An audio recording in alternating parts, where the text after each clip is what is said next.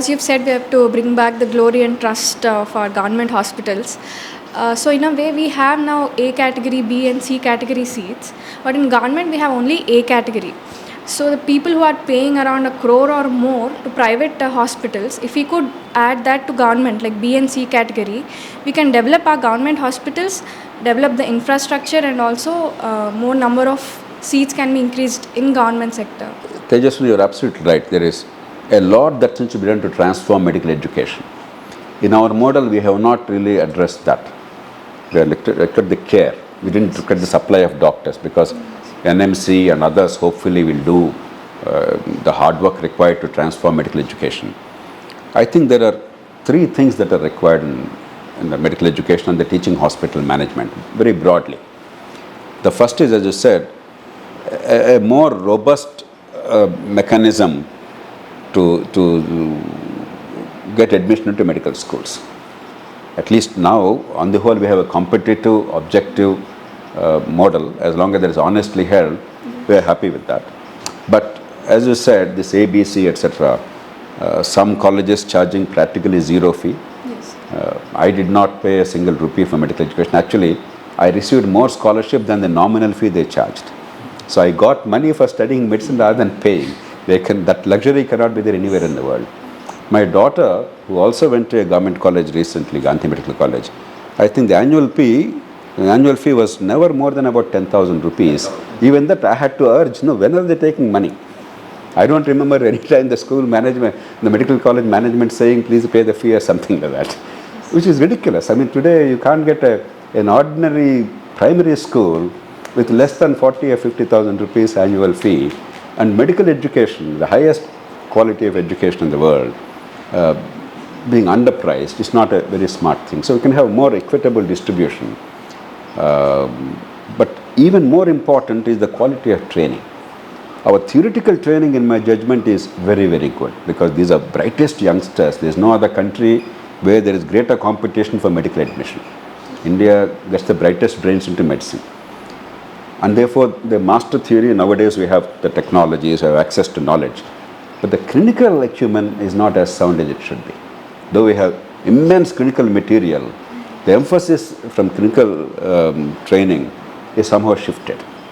So I think we have to radically transform the nature of examinations. We have all the material, clinical material. So you don't require to create any further infrastructure for clinical material part. But you require the incentive to master the clinical knowledge. Something like the objectively structured clinical examination, OSCE as they call it in Britain, or some other models. I'm sure these are easy. They don't even require change in the medical council regulations. Simply devise an examination system to suit the needs, because medical tests, as you know, 50% anyway are supposed to be clinical knowledge. Only 50% is theoretical. So on paper it's already there, but it's not tested soundly.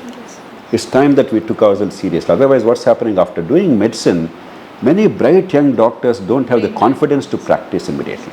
Also, a lot of them are choosing to move outside India. There's brain drain, they're choosing UK. Because the training is not adequate here.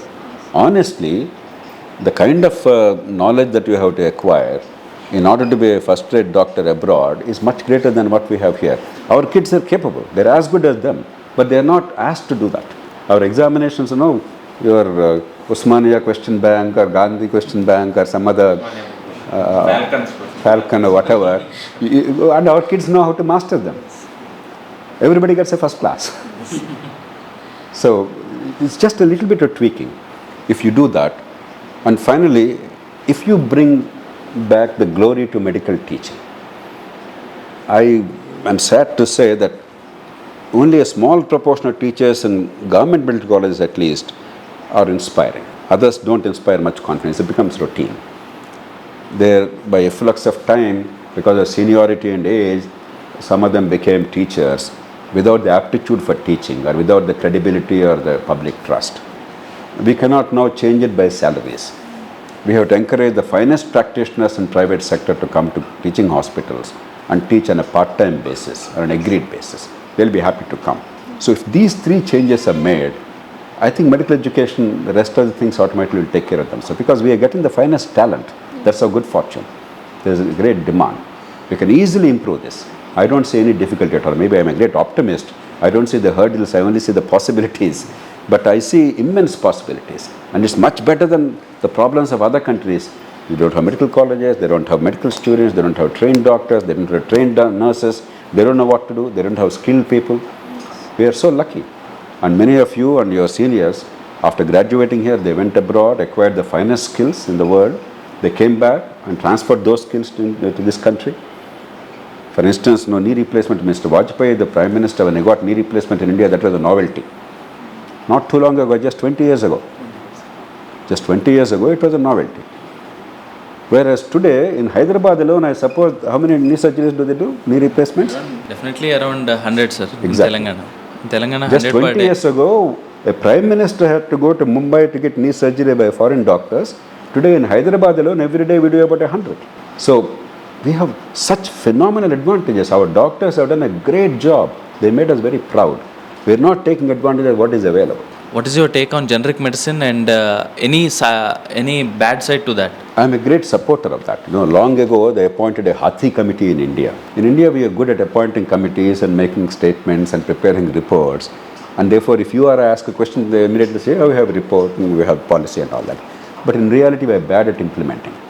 Bangladesh implemented it long ago. Compared to India, Bangladesh is a very tiny country. They have done it long ago.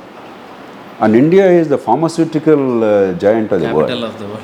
Unless certain drugs, they are irreplaceable. There is no generic drug substitute available. It's possible because with new technology emerging, new medicines come, and as long as intellectual property rights are there, the patent rights are there, there is no substitute for them.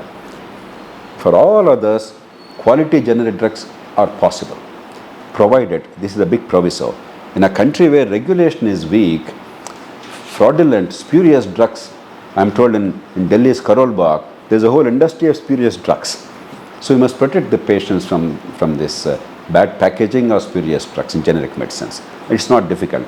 So if there is centralized procurement of drugs, and Tamil Nadu has started that, Andhra Pradesh and Telangana are now doing it, many states are following suit, where you can have quality control, you have better bargaining power in dealing with the pharma companies because bulk order you are placing, and you can monitor, you can have your own testing labs to see the quality of the drugs being tested. So if the precautions are taken, unless certain drugs are irreplaceable, there is no generic drug available. For all others, 80 to 90% of the drugs, generic drugs, eminently possible in India, but government must design the system. Hi, this is Taman. Hi, this is Shraddha Das. Hi, I'm Priyadarshi. Nenu mi Adi. Hi, I'm Kashish Vora. Hi, name is Sri Vishnu. Hi, this is Aditya. Hi, this is Naga Anvesh. Please subscribe to Social Post. Please subscribe to Social Post. Please subscribe Social Post. Please subscribe to Social Post.